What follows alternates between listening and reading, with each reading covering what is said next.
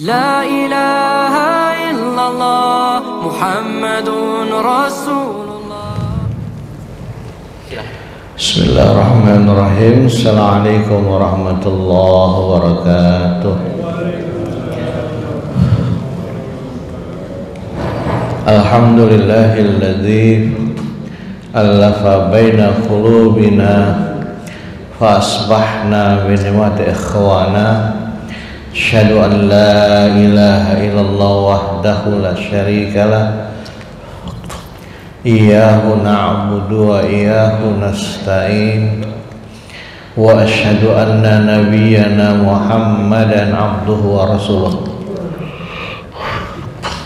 Allahumma salli wa sallim ala nabiyyina Muhammadin wa ala alihi wa ashabihi alladhina amanu wa amilus salihati ila yaumil maut.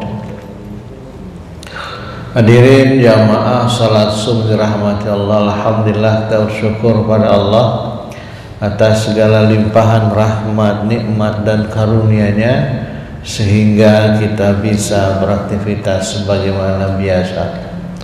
Salawat teriring salam semoga tercurah pada qudwah kita, Rasul kita Nabi Muhammad sallallahu alaihi wasallam serta keluarga, sahabat dan umatnya yang terus dan senantiasa menghidupkan sunnahnya hingga akhir zaman.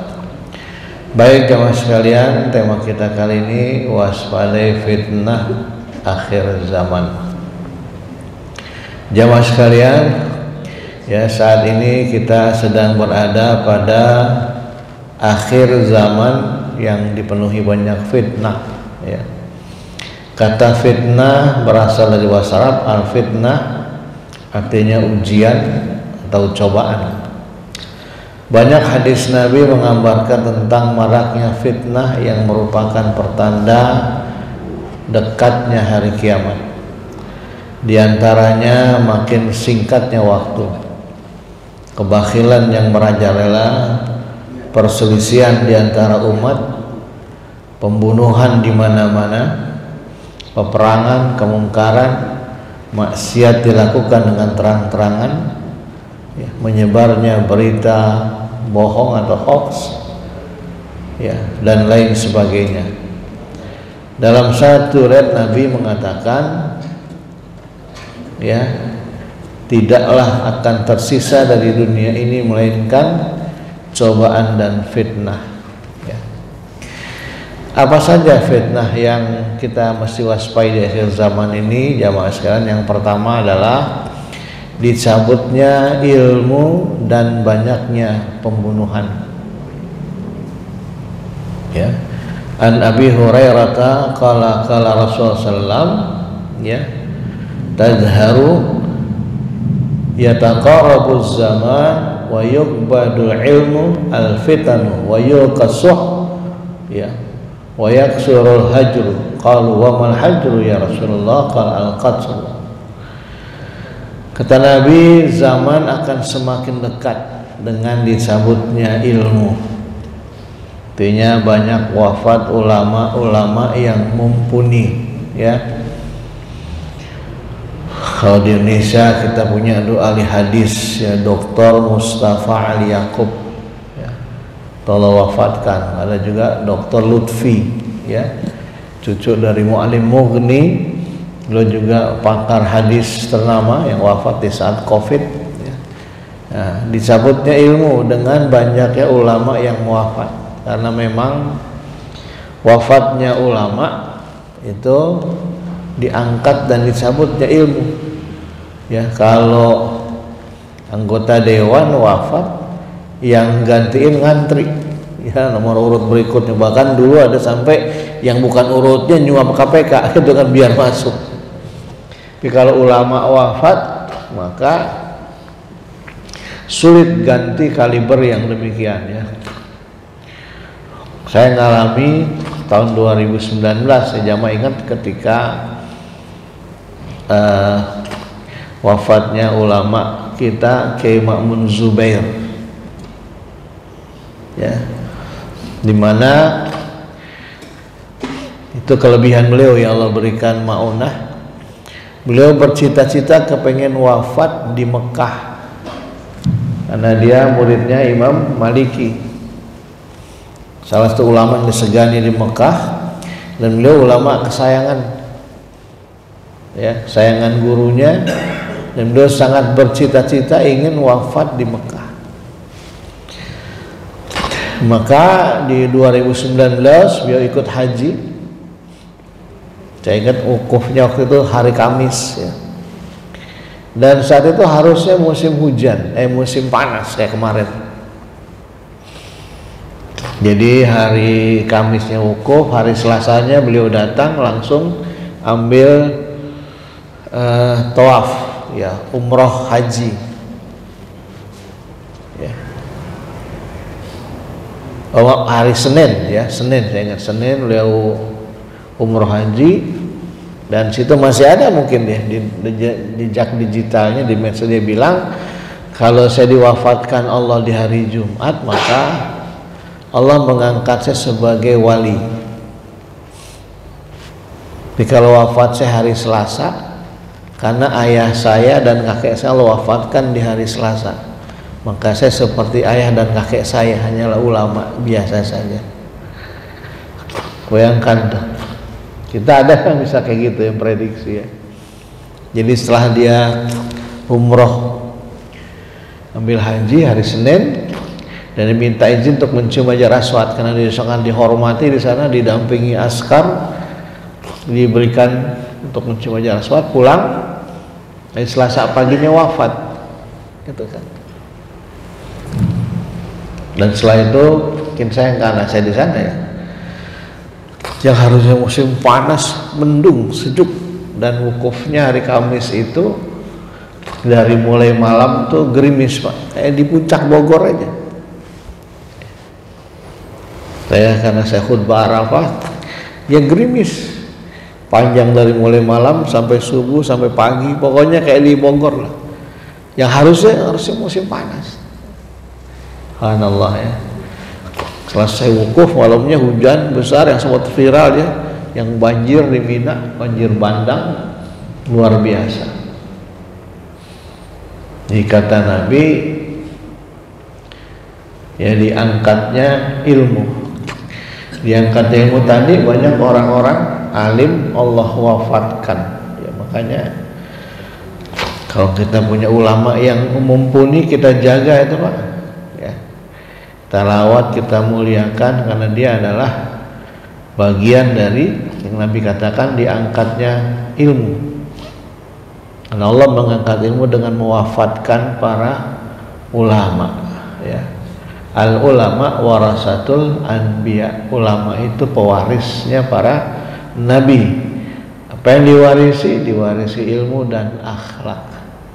Ya, kalau ulama tidak berakhlak, ya nggak perlu kita ikuti, ya. Yang diwarisi dua, ilmu dan akhlak Rasulullah Sallallahu Alaihi Wasallam, ya. Maka dicabutnya ilmu. Kemudian kata Nabi, wa yaksurul hajru. Dan kadang Nabi pakai istilah yang sahabat nggak umum, ya, nggak populer.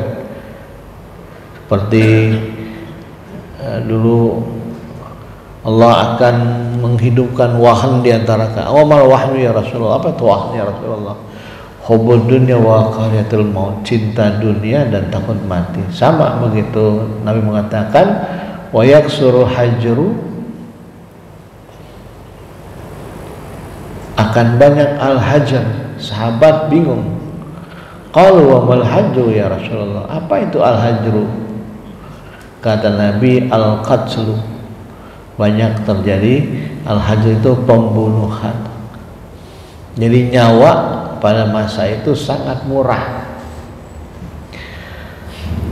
ya. Pembunuhan dilakukan di mana-mana. Kadang-kadang nggak jelas, ya. Sudah mulai marak pembunuhan. Ada orang dibunuh yang tidak terungkap latar belakangnya, seorang diplomat. Sampai sekarang nggak jelas, ya. Nyawa menjadi murah, ya. Orang demo dilindas mobil baru Barakuda mati, Pembunuhan di mana-mana menjadi hal yang lumrah. Nyawa manusia nggak dihargai lagi. Padahal membunuh satu jiwa tanpa bersalah seolah-olah sama dengan membunuh seluruh penduduk dunia. Nggak boleh. Jadi banyak terjadi pembunuhan di akhir zaman. Ya. Orang dengan gampang, bahkan sekarang banyak orang gampang meledak emosinya, gampang tantrum kalau bahasa ini ya, sehingga nggak berpikir panjang. Dengan segera dia mengambil tindakan yang terkadang dampaknya nggak dia pikirkan. Ya. Terjadi pembunuhan di mana-mana. Yang dulu juga sudah terjadi ya pada masa Nabiullah Adam alaihissalam. Pembunuhan yang pertama kali dilakukan ya antara Qabil terhadap Habil ya karena urusan soal berebut wanita. Terjadi pembunuhan. Yang kedua kata Nabi, fitnah akhir zaman banyak orang yang berbicara tidak pada tempatnya. Ya bukan bidangnya.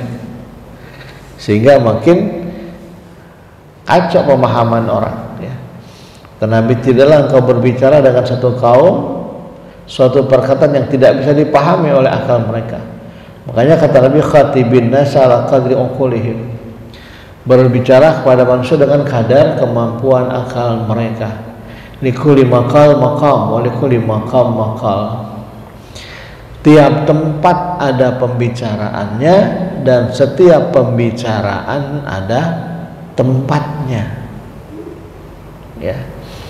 Seperti kemarin rame kan.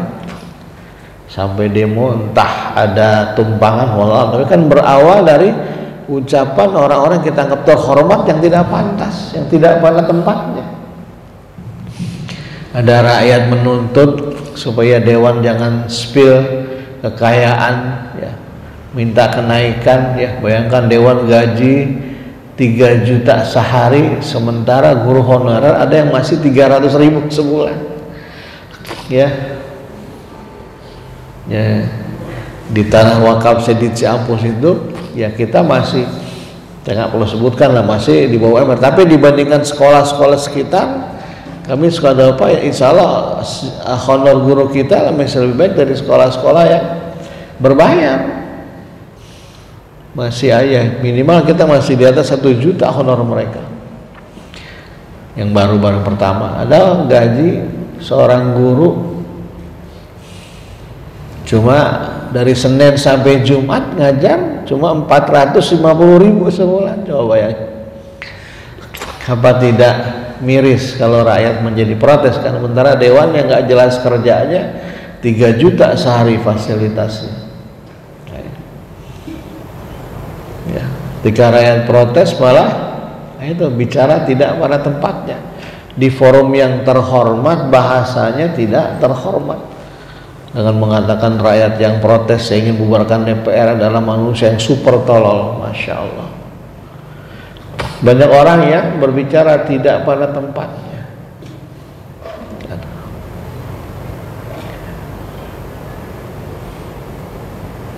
Ini akan menimbulkan fitnah ketika tidak bisa dipahami. Makanya kata Nabi tadi ya, tiap pembicaraan ada tempatnya, tiap tempat ada ucapannya. Rasulullah SAW ya sangat menjaga adab, makanya Nabi berbicara lihat dengan kemampuan orang yang di hadapannya. Jadi banyak orang yang berbicara tidak pada tempatnya. Hendaklah kita berbicara atau berhati-hati dalam ucapan kita. Salamatul insan fi hifzil lisan. Keselamatan manusia dalam menjaga lisannya, lidahnya, ucapannya. Nah, ucapan itu kalau sudah melukai hati akan sulit dicari obatnya. Akan sudah melukai perasaan, orang bisa menjadi marah dan bisa melakukan apa saja. Ini penting ya. Jadi akhir zaman banyak orang yang berbicara tidak pada tempatnya, bukan pada bidangnya, sehingga makin menyesatkan manusia. Yang ketiga kata Nabi, para pendusta dipercaya, banyak orang bodoh mengurusi urusan umat. Ini fil akhir zaman nih. Qala Rasulullah, sayati 'alan nas sanawaitu khada'an. Rasulullah SAW bersabda, akan datang tahun-tahun penuh dengan kedustaan yang menimpa manusia. Ya. Para pendusta dipercaya, pengkhianat diberi amanah, dan orang-orang jujur dikhianati.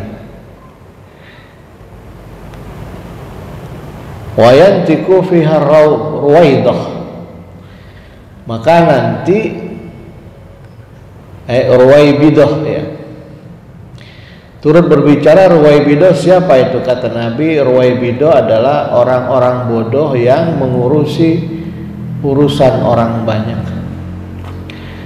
Ya, bagaimana negara yang besar diurusi orang yang nggak jelas sekolahnya misalnya. Negara besar yang luar biasa, yang penduduknya berpendidikan tinggi diurus oleh orang yang tidak jelas pendidikannya. Jadi itu adalah fitnah akhir zaman. Nah, itu yang disebut Nabi dengan Ruwaibidah ya. Jadi orang-orang bodoh mengurusi urusan orang banyak. Dia aja nggak paham, sekolahnya aja nggak nyampe, pendidikannya nggak jelas, ngurusi masa yang begitu besar. Nah, ini akan akhirnya nanti yang dikhawatirkan ya, kepemimpinannya hanya diperalat orang-orang yang zalim, orang-orang yang culas, dia hanya menjadi boneka. Itu yang dikhawatirkan Rasulullah. Yang ketiga, yang keempat kata Nabi, banyaknya kekacauan ya. Dimana banyak kacauan, di dalamnya ada orang-orang yang duduk lebih baik daripada orang yang berdiri, orang yang berdiri lebih baik daripada orang yang berjalan, dan orang berjalan lebih baik daripada orang yang berusaha dalam fitnah. Siapa yang menghadapi kacauan tersebut, maka hendaklah dia menghindarinya, dan siapa yang dapat tempat kembali atau tempat berlindung darinya, maka hendaklah dia berlindung. Nah, nanti ya banyaknya kekacauan. Jadi orang yang salah bisa jadi benar, orang yang benar bisa menjadi salah. Di kekacauan di mana-mana, hukum tidak ditegakkan dengan seadil-adilnya. Hukum hanya untuk kepentingan penguasa. Ya. Itu sudah terjadi sekarang ini.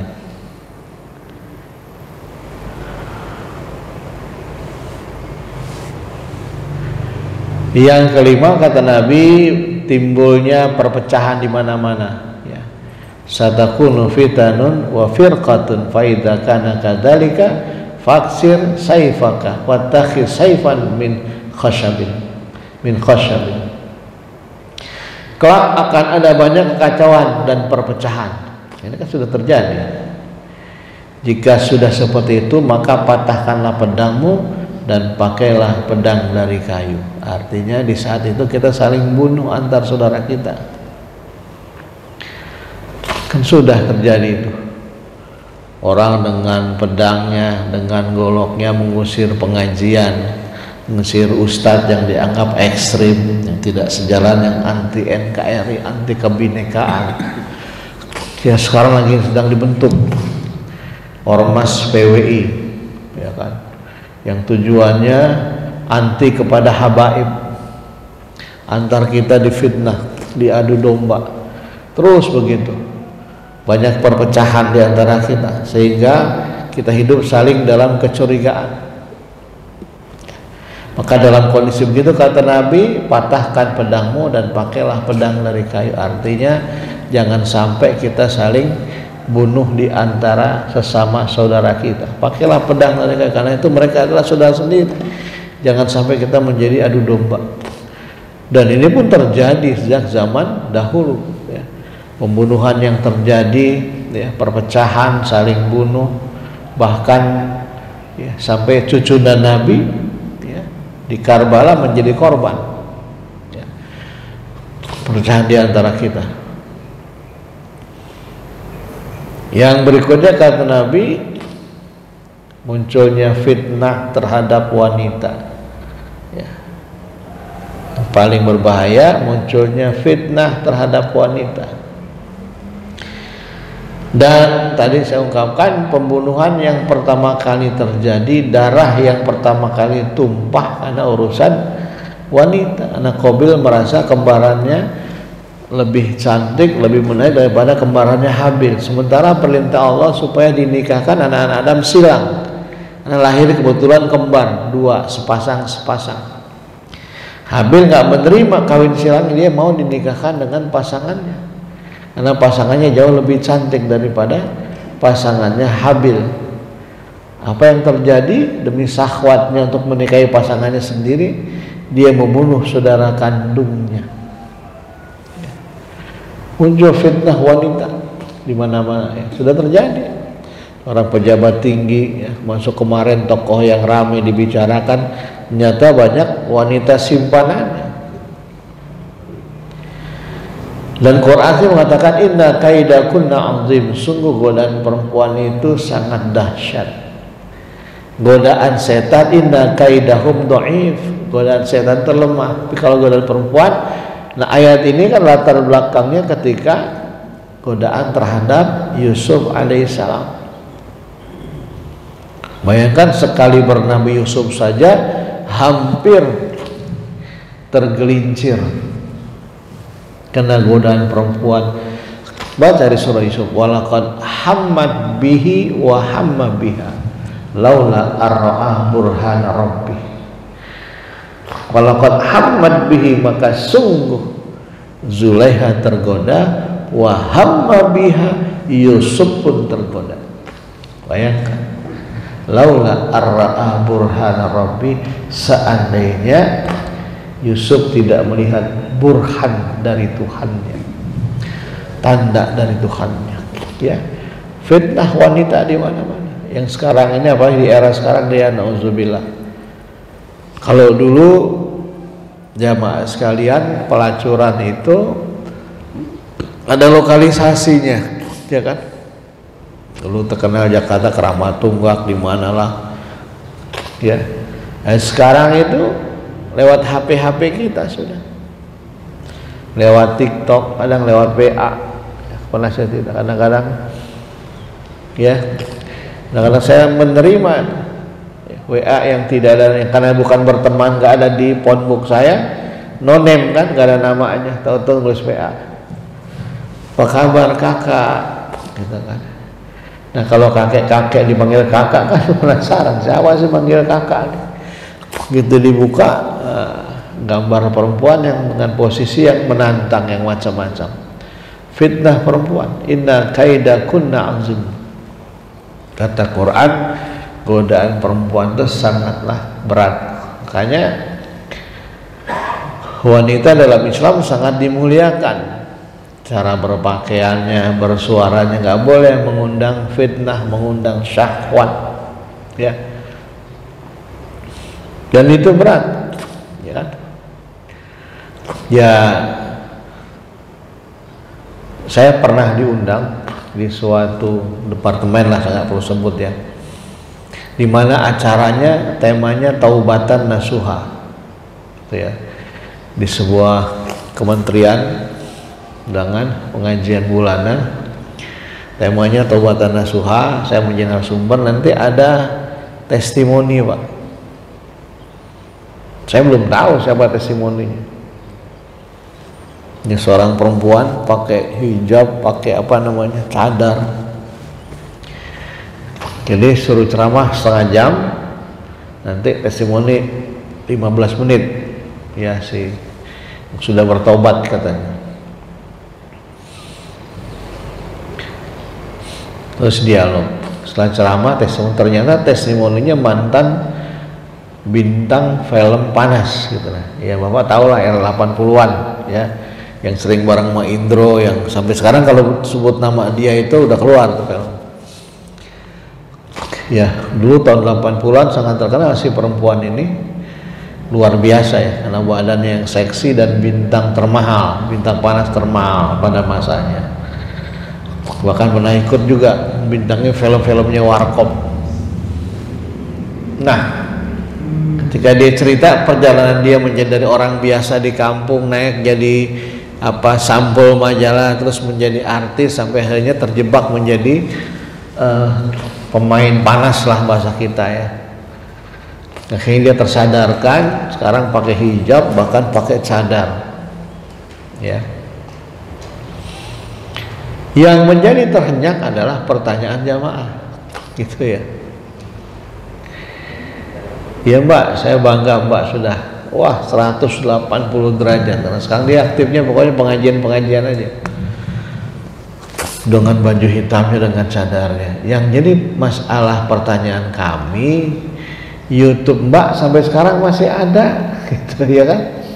Kalau kita boleh tulis nama dia ya, EA gitu ya, yang sebutnya nama inisialnya, nama Pak Sepang. Kembali EA itu keluar semua. Gimana? Nangis dia Pak. Iya Mas, mohon maaf. Ya itulah masa lalu saya, mau diapain katanya. Dulu kan kontraknya kontrak putus. Misalnya dia main film kan kontrak sama produser. Yang punya hak edar siapa? Produser. Dia mah hanya pemain, udah dibayar udah. Mau tampil begini begitu sesuai dengan skenario. Saya sudah memohon-mohon ada produser yang baik ngerti kok. Saya sama dia di take down dari YouTube. Ada yang nggak mau tahu. Woi, nah ini sumber duit saya. Kamu kan udah saya bayar. Kalau nggak puas ke pengadilan aja. Karena tiap hari orang nonton kan duit ngalir tuh miliaran ke produser. Nah dia kebagian dosanya. Dia bilang ya Allah yang maha tahu lah, saya sudah tempat saya nggak. Ya ada yang produser yang mungkin yang dia orang kapital. Ya kalau mau bayar sekian M, saya take down ini. Kalau nggak mau ya ini kan kamu udah saya kontrak. Kontraknya kontrak putus, hak edar ada di produser bukan di pemain. Jadi hanya duit mungkin 20 tahunnya dapat duit 10 juta 105 gede masanya itu sekarang, tapi film itu masih ada. Gak apa-apa, buka lah di YouTube ya, atas EA gitu, keluar tuh peran-peran dia yang luar biasa. Fitnah wanita, dia tanya itu nangis. Jadi inilah bahayanya dosa jariah, fitnah wanita muncul di mana-mana. Sekarang banyak kejatuhan karena fitnah wanita. Makanya kita diminta menjaga diri dari fitnah wanita.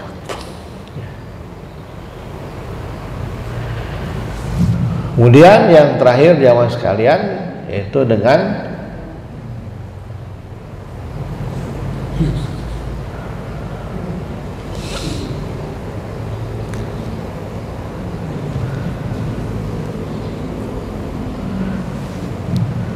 fitnah Dajjal. Apa itu fitnah Dajjal? Adalah ujian besar yang akan dihadapi umat manusia menjelang akhir zaman. Dajjal diyakini sebagai sosok yang menyesatkan, yang mengaku sebagai Tuhan, membawa banyak orang terfitnah dan menyesatkan. Nah, fitnah Dajjal ini jamaah sekalian, yang pertama pengakuan sebagai Tuhan ya. Dajjal akan mengaku sebagai Tuhan yang meminta pengikutnya untuk menyembahnya. Kemudian kemampuan Dajjal luar biasa, memiliki kemampuan yang luar biasa dalam menyesatkan banyak orang. Kemudian Dajjal ini akan menghasut dan memecah belah umat ya. Dajjal akan berusaha memecah belah umat ya, dan menimbulkan konflik di mana-mana ya. Dalam ajaran Islam, umat Islam diajarkan untuk berlindung dari fitnah Dajjal melalui doa ya. Amal saleh meningkatkan iman. Dajjal diyakini akan muncul menyerang akhir zaman sebelum kedatangan Isa Al-Masih untuk memusnahkannya. Maka menghadapi fitnah akhir zaman ini ya, perlu kita siapkan. Yang pertama adalah ilmu ya. Mari kita hadir di majelis ilmu, di mana salah satu manfaat terbesar ilmu adalah kemampuannya untuk bisa membedakan antara yang hak dengan yang batil. Di zaman di mana banyak orang terjebak dalam hawa nafsu ya, hedonisme, ideologi sesat, pemahaman yang keliru, maka ilmu agama yang bersumber dari Al-Quranul Karim dan As-Sunnah menjadi satu-satunya cara mengetahui yang benar dan yang salah. Allah berfirman, ya, hal yastawil ladzina ya'lamuna wal ladzina la ya'lamun. Apakah sama orang yang berilmu dengan orang yang tidak berilmu? Bahkan Nabi pernah mengingatkan kita dalam pesannya, badiru bil amali shalih. Untuk kita yang kedua, pertama adalah ilmu, hadir ke majelis-majelis ilmu. Kedua, bersegera dengan amal-amal saleh kita. Kata Nabi, badiru bil amali shalih, bersegeralah kamu dengan amal-amal saleh kamu. Akan datang satu masa fitanun kakitai lail muslim, satu masa yang gelap gulita, fitnah, ya, yang seperti malam yang gelap gulita.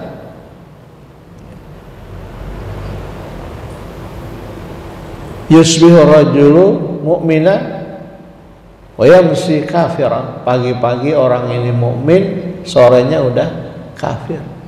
Atau sorenya dia beriman, paginya sudah kafir. Yang lebih parah kata Nabi, ya bi'udinahu bi'aradin minad dunya. Nah, dia menjual agamanya dengan sedikit, ya, menjual agamanya dengan murah, dengan sedikit keuntungan dunia. Yang kedua, ya, dengan kita senantiasa memohon perlindungan dan doa pada Allah Subhanahu wa taala. Ini. Maka kita diminta tadi bersegera, ya, dengan amal soleh sebagaimana firman Allah dalam surah Al-Imran 33, wasari'u ila maghfiratin min rabbikum wa jannatin arduha as-samawati wal ardu iddat lil muttaqin. Dan bersegeralah kamu pada ampunan dari Tuhanmu dan kepada surganya Allah yang luasnya seluas langit dan bumi, ya. Maka yang berikutnya segera, ya, dengan amal-amal saleh kita di zaman yang ini. Kita tidak pernah tahu kapan kita dipanggil Allah. Jangan sampai nanti penyesalan datang ketika kita sudah tidak lagi bisa berkesempatan untuk berbuat hal yang baik di tengah fitnah yang luar biasa ini. Kita bersegera, jangan menunda-nunda kebaikan kita, ya. Bapak yang sudah mau haji, ketika udah keluar pos ini, jangan ditunda, mendaftar segera. Nah, inilah jamaah sekalian, ya, kajian kita hari ini tentang fitnah-fitnah di akhir zaman, yang mudah-mudahan dengan pelajaran ini, pertama kita terus, ya, berada di majelis-majelis ilmu. Yang kedua, kita bersegera beramal saleh, jangan sampai kita menjadi kena fitnah, ya. Seperti ada seorang sahabat yang bernama, di mana sahabat yang bernama Sa'ban ini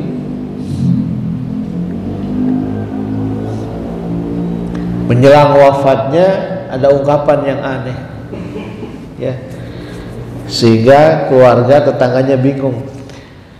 Dia meninggal nggak sakit lagi. Begitu sebelum meninggal ada 3 ucapan, ya, yang disampaikan ketika Rasulullah bertakziah, andaikan jauh, andaikan jauh, andaikan baru, andaikan baru, andaikan semuanya, andaikan semuanya. Maka ketika ditanyakan kepada Rasul yang bertakziah ke rumah Sa'ban, mana Sa'ban ini sahabat yang rajin sholat subuh, selalu berjamaah ada di saf kanan paling depan. Satu hari dia nggak datang, Nabi minta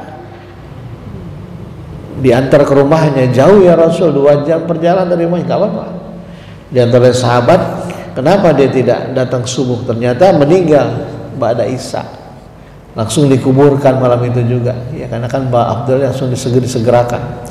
Cuma ada yang aneh kata sahabat, ketika menjelang wafatnya ada 3 ucapan yang kami nggak paham. Oh, dia meninggal dengan tenang. Pokoknya ketika cerita itu Jibril memberikan gambaran tentang akhir hidup Sa'ban. Dia melihat sakatil maut tentang amal soleh yang sudah dikerjakan. Yang pertama, andaikan jauh, andaikan jauh. Sa'ban melihat selama ini dia berjamaah dengan Nabi di masjidnya, jalan kaki 2 jam, itu terlihat langkah kaki kanan terhapus, terangkat derajat, langkah kaki kiri terhapus dosa. Sa'ban merasa menyesal, andaikan jauh, seandainya rumah saya lebih jauh lagi dari ini, tentu lebih hebat pahala yang saya dapatkan.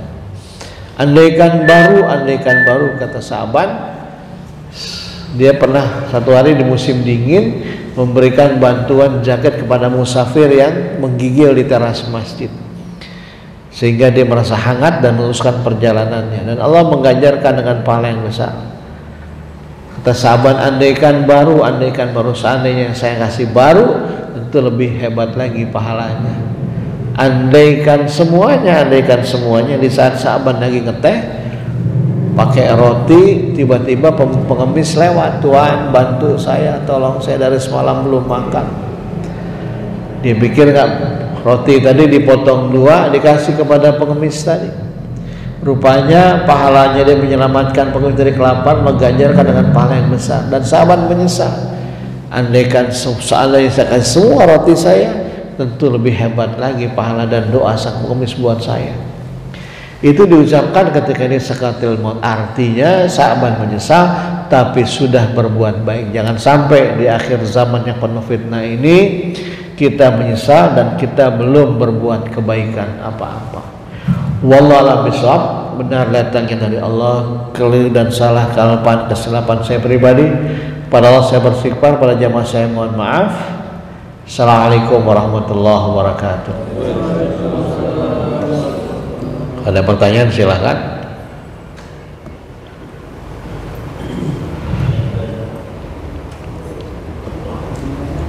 Udah paham semua kayaknya ya?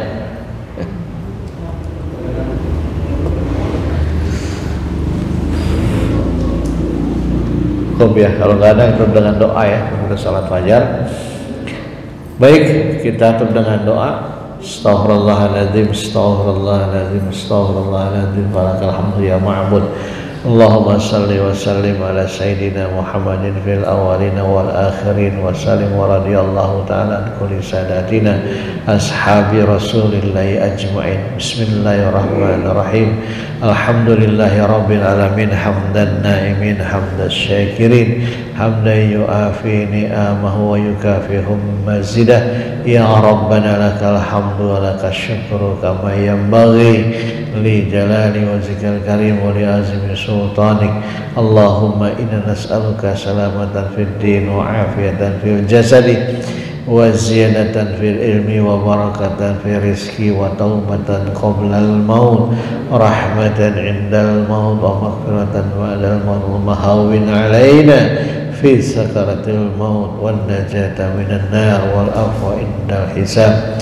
Allahumma aftah alaina abwabal khair wa abwabal barakah wa abwabal ni'mah wa abwabal salamah wa abwabal rizki wa abwabal afiyah wa abwabal maghfirah wa abwabal jannah. Rabbana atina fid dunya hasanah wa fil akhirati hasanah wa qina adzaban nar. Wa sallallahu ala sayyidina Muhammadin nabiyil ummi wa ala alihi washabihi wasallam walhamdulillahi rabbil alamin. Subhanaka Allahumma rabbana bihamdika asyhadu an la ilaha illa anta astaghfiruka wa atubu ilaik walhamdulillahi rabbil alamin.